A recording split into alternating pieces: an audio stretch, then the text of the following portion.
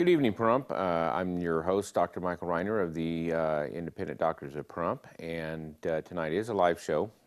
So if you are wanting to call in with your questions, which have in the past always been very good, that call-in number will be 727-8750. I realize I've been away from the show for a couple of weeks. Last week was the day after Valentine's, and so I was traveling for that in the previous week. So, and we actually did something different in our office. We actually did a little telemedicine, which we basically, I was in a remote location, was able to see patients via the computer or a television screen. And that was kind of interesting. The kind of rules for rural communities is you actually have to see the patient one time in the office, but the patient has to be seen in the office. They cannot be seen in their home. They have to come in, they get their vital signs taken. It's like a regular same visit. The only difference is that I'm on a TV screen. I'm reviewing your labs, reviewing everything we need to do, doing what we need to do to get you taken care of. And this will hopefully evolve into me being able to take care of patients in other remote locations such as Beatty and Tonopah. So hopefully that will come about here in the near future as we figure this system out, and we do that. So that's kind of new and interesting, and some patients liked it, other patients didn't like it. They wanted to see a live person. But it allows me to do some of the traveling that I need to do and remain productive and being able to see patients. Obviously, there are some things that you can't really see through a television monitor. But in that case, we usually have a nurse practitioner or somebody in the office that can usually do the physical exam to help people with those issues, those dilemmas that might come up. One of the things that has continued to be a problem here in Pahrump is the ongoing saga of the pharmacies not being able to fill opioid prescriptions for patients. So those viewers out there that I'm sure you've encountered the problem with getting your opioid prescriptions filled, whatever pharmacy you choose to go to or choose to trade with or do business with. It may be the question of the day whether or not they have your prescription and whether or not they will be able to fill that prescription. One of the things I've encouraged patients to do is to actually call to actually find out why the pharmacy is not having your prescription. Why do they not have your stock? Why will they not have your medication? So this is a direct question to the actual pharmacist. Make sure you make note of that, of his or her name. And you may get questions varying from the DEA is limiting us, or the manufacturer, it's on backlog or back order or things of that nature. Well, my belief is that that's a bunch of hogwash, and that should never happen. Again, this all travels back to this 2-year-old phenomenon where Walgreens was cited in Florida for being a danger to the public, because there was a 300% increase in the oxycodone prescriptions in this one little area. And the Drug Enforcement Agency told them that they were a danger to the public, and they issued a cease and desist letter and gave them an $80 million fine. Well, $80 million seems like a hell of a lot of money to you and I, but to Walgreens, who just paid $9 billion cash for Rite Aid, really would be a drop in the bucket. That would be like an $80 fine for most people. It wouldn't really make that big of a difference in your daily ability to run your life. But again, Walgreens' answer to that was just to limit the amount of prescriptions they were sending to each particular pharmacy till they could figure it out. So what the DEA did is the DEA went in and saw there was a 300% increase and said, you should have known. You should have known when there was a 300% increase in a particular product, especially a dangerous opioid, such as oxycodone and things of that nature, that there was some kind of issue. You should have asked some questions. And so instead of asking questions initially, they basically limited the supply.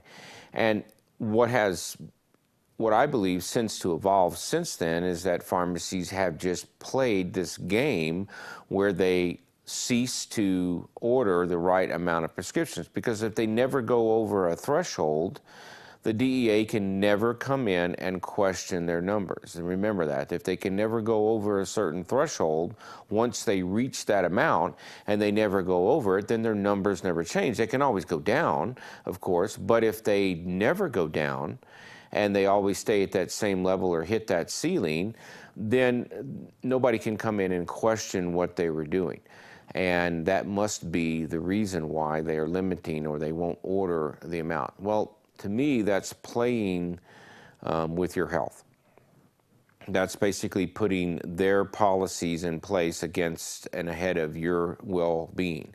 And people that take these prescriptions, and a lot of my patients are forced to do without, go through withdrawals, suffer pain, cramping, and other issues that they shouldn't have to, because this was never a problem. I mean, and I'm here to tell you that when you talk to people in the community, if you talk to the lawyers, the ones that are down defending the drug cases, they've all but gone away. And that was thanks to an issue that took place several years ago where two practitioners who were widely prescribing medications for various reasons subsequently left the town. And everybody kind of started to so-called tighten up a little bit, which they should have been doing anyway. I mean, you have to do your due diligence when you prescribe medications. We as practitioners, we have a license at stake. We have a lot of things, our reputation, a lot of things when we give out medication. So it isn't that we just do this haphazardly, and certainly if there was a pill mill in Pahrump or something along that line, it would be readily visible and readily a problem. So I don't blame the pharmacists per se, but I really blame the corporate structure above them. They're the ones that have decided to pretty much put up a de facto block against the DEA coming in and questioning what they're doing by actually just not going over a certain threshold. So the way you might deal with this as a patient is you might actually call the State Board of Pharmacy and complain. Complain that the pharmacy is not filling your prescription and they are not ordering the medications and they don't want to take care of their customers. And if enough complaints are filed, remember the State Board of Pharmacy is like the State Board of Medicine. They have to investigate every complaint that comes through. And if you make a complaint, that's their mandate. It's their mandate to investigate that. And that's what's very, very crucial, that you realize that they have to investigate that. Let's see, we have Ray on the phone. Ray. Hey, Doc, welcome back. Thank you. It's nice to see you. Every show you start out, this is a live show, and then they usually put that thing on the bottom, previously recorded, which is very annoying. Okay. But I'm glad you're on tonight. My question is, I've seen several incidents over the last few weeks where people had a prescription, they thought they didn't need it anymore, whatever, especially painkillers. They turn them into the sheriff's department. Then they have a problem, and they don't have their pain pills, and they're in agony.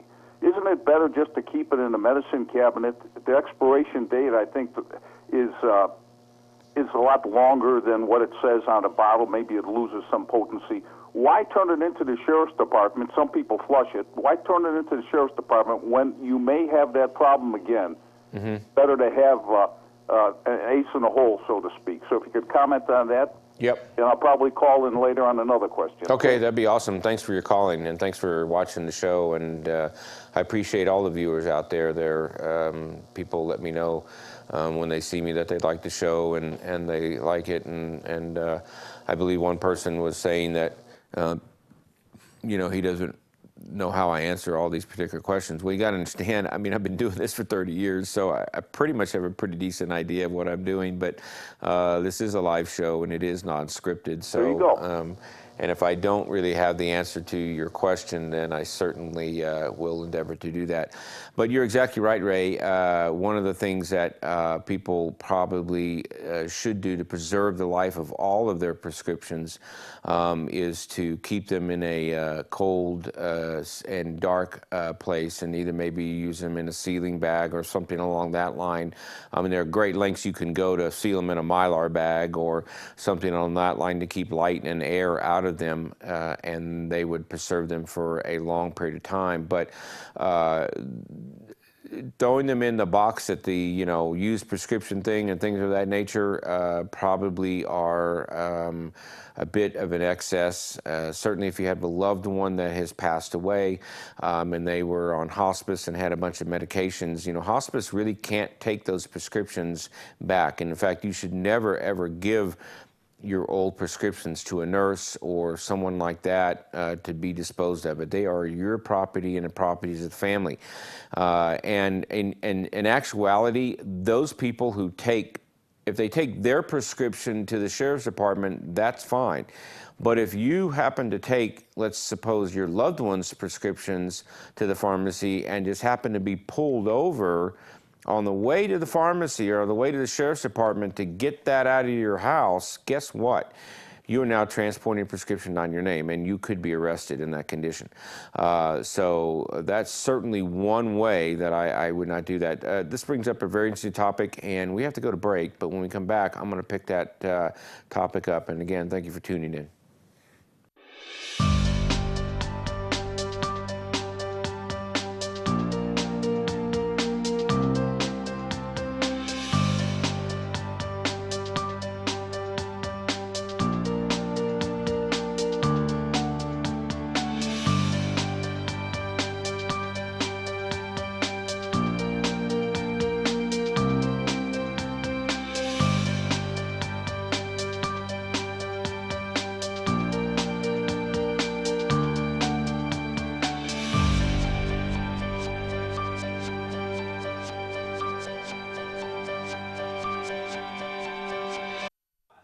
Hi, I'm Dr. Michael Reiner, your host of the Independent Doctors of Pahrump, a TV show that airs Monday night on Channel 46. I want to remind you that I am a practicing physician in Pahrump, and I'm an independent practitioner, which means I am not bought by any insurance company or corporate medicine. We provide the highest level of care. We have nurse practitioners. We have other physicians, specialists who come to our office. Please come visit me. I'm at 1316 East Calvada here in the heart of Pahrump. Thank you.